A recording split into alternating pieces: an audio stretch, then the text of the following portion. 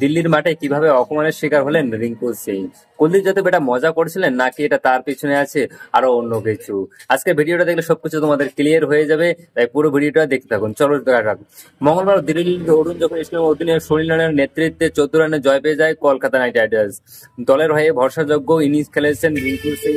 25 বলে 36 রান করেছেন এবং কলকাতা জয়ের পিছনে বড় বড় অবদান রেখেছে রিঙ্কু সিং।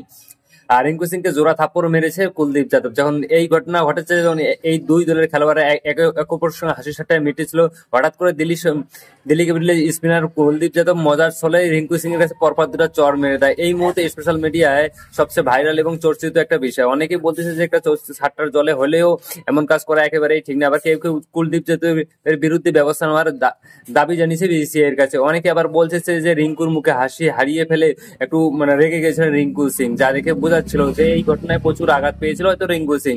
কারো কারো মতে এবারের আইপিএল এ খুব একটা পারফরমেন্স ভালো করতেছে না, তার কারণে নাকি।